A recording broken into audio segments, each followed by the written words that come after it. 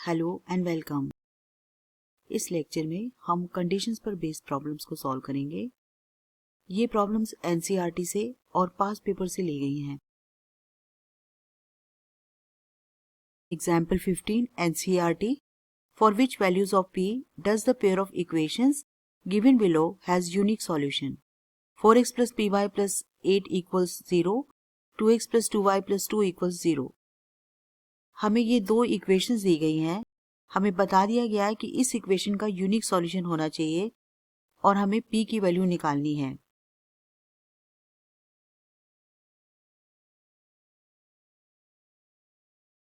We know that condition for unique solution is that a1 divided by a2 is not equal to b1 divided by b2।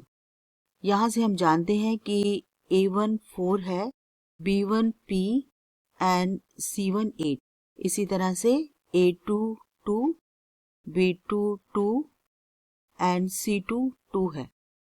अब अगर हम ये condition apply करें तो 4 divided by 2 is not equal to p divided by 2। इस 2 ने 4 को cancel कर दिया 2 टाइम्स, और अगर हम क्रॉस मल्टीप्लाई करें तो p is not equal to 4। यानी यूनिक सॉल्यूशन के लिए p को 4 नहीं होना है।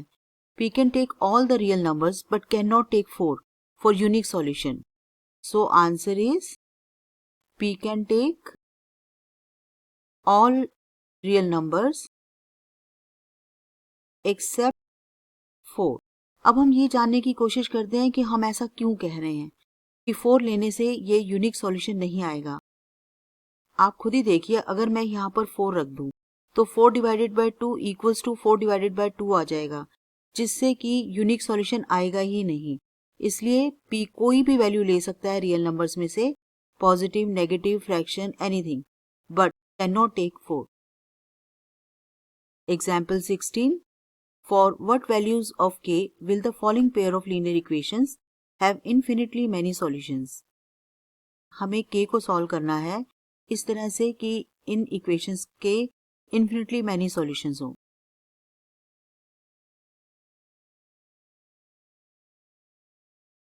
हम जानते हैं कि condition for infinitely many solution is this, जब ये तीनों ratios equal हो जाती हैं।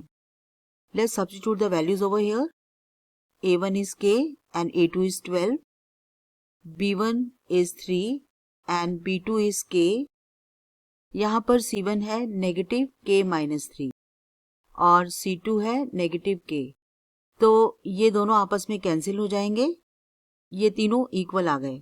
अब हम इसे सॉल्व कैसे करते हैं? There is a special method. एक बार हम इन दोनों को मिला के सॉल्व करेंगे और एक बार हम इन दोनों को मिला के सॉल्व करेंगे। जो कॉमन आंसर आएगा वो तीनों को सेटिस्फाई करता होगा।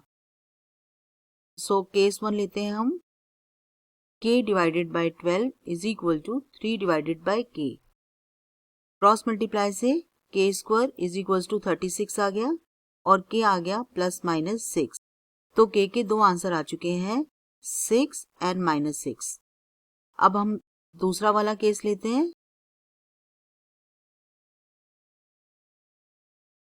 3k is equal to k square minus 3k and that is k square minus 6k equals to 0। अगर हम k कॉमन लेते हैं तो हमारे पास k की दो वैल्यूज आती हैं, k is equals to 0, k is equals to 6। ये मैं कैसे लेके आई? ऐसा होता है कि अगर a और b 0 हैं तो इसका मतलब होता है या तो a वेरिएबल 0 है या b वेरिएबल 0 है, या फिर दोनों 0 हैं। a और b तभी 0 हो सकते हैं जब इनमें से एक ना एक तो 0 होगा ही, और ये भी हो सकता है कि दोनों 0। इसी पर बेस्ड है इसका आंसर। जब ये दो फैक्टर्स k और k माइनस 6 0 हैं, इनका प्रोडक्ट 0 है, तो या तो k 0 है या k माइनस 6 0 है। तो इसका मतलब है या तो k 0 है और k माइनस 6 0 है। k 0 है तो ये आ गया और k माइनस 6 0 है तो k इक्वल्स टू 6 हो गया। इस तरह से हमारे पास दो आंसर आ गए। यानी कि इस एक्सप्रेशन को k इक्वल्स टू 0 और k इक्वल्स टू 6 सेटिस्फाई करते हैं, एंड इस एक्सप्रेशन को k इज इक्वल्स टू 6 और माइनस 6 सेटिस्फाई करते हैं। कॉमन आंसर क्या है? 6। दोनों केसेस में सेटिस्फाई होता है, इसका मतलब इस पूरे एक्सप्रेशन को k is equals to 6 satisfy करता है। तो इसका आंसर है k इज इक्वल्स टू 6। यह क्वेश्चन एक्सरसाइज 3.5 से लिया गया है।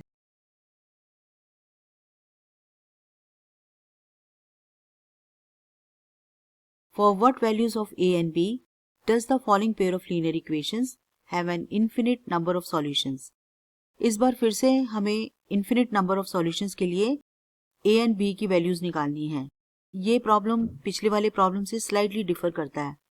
पिछले वाले प्रॉब्लम में सिर्फ a की वेरिएबल था, यहाँ दो वेरिएबल्स हैं a एंड b जिनकी वैल्यूज हमको निकालनी है। So conditions for infinitely many solutions।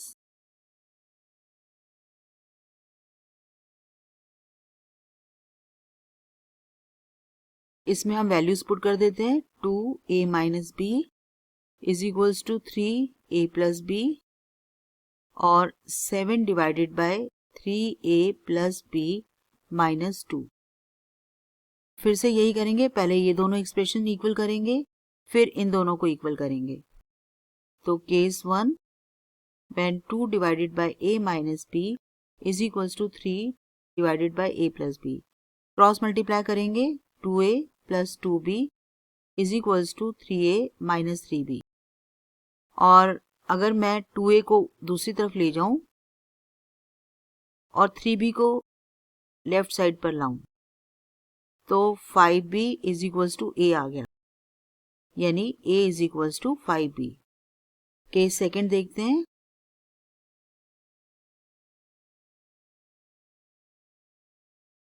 Cross multiply करेंगे,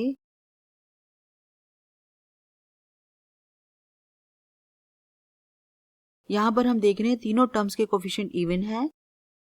2 कॉमन ले लेंगे एक्सप्रेशन को इजी बनाने के लिए और 2 से दोनों तरफ डिवाइड कर देंगे तो हमारे पास a minus 2b minus 3 equals to 0 आ जाएगा। ये सेकंड हो गया, ये फर्स्ट हो गया। आपने देखा ये प्रॉब्लम्स पिछले वाले प्रॉब्लम से थोड़ा अलग तरह से सॉल्व होते हैं। जब सिंगल वेरिएबल होता है तो केस 1 भी आपको 1 या 2 आंसर देता है और केस 2 भी आपको 1 या 2 आंसर देता है। हम कॉमन आंसर चूज कर लेते हैं। लेकिन कभी कभी दो वेरिएबल्स के क्वेश्चन होते हैं, तब हम इनको बिल्कुल इस तरह से करते हैं कि इस समय हमारे पास दो इक्वेशंस a एंड b में आ गई हैं। एक तो आ गया है a is equals to 5b और एक आ चुकी है a minus 2b minus 3 equals to 0। अब इनको लीनियर इक्वेशंस की तरह ही सॉल्व करना है। Substituting a is equals to 5b in equation 2। अगर हम यहाँ पर a की जगह 5b लिख देंगे तो सिंगल वेरिएबल की इक्वेशन आ जाएगी। 3b is equals to 3 dividing both the sides by 3 b is 1 और जिसको सब्स्टिट्यूट किया था उसमें हम b की वैल्यू डालेंगे। सो a is 5 and b is 1। So answer is a is 5 and b is 1। तो आपने देखा इन्फिनिटली मैनी सॉल्यूशंस के दो तरह के प्रॉब्लम्स हैं। किन्हीं में दो वेरिएबल्स दे रखे हैं और किन्हीं में सिंगल वेरिएबल है। सिंगल वेरिएबल्स को कैसे सॉल्व करते हैं आपने पीछे देखा, और दो वेरिएबल्स दे रखे हो तो कैसे सॉल्व करते हैं आपने इस प्रॉब्लम से सीखा।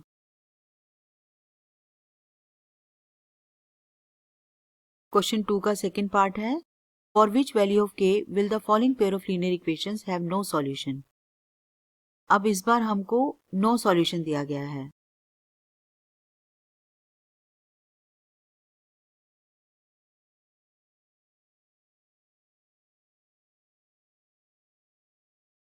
हम जानते हैं नो सॉल्यूशन की कंडीशन ये है। इसमें हम वैल्यूज पुट करते हैं। जब y के साथ कोई कोफिशिएंट नहीं है तो इसका मतलब उसका कोफिशिएंट 1 है।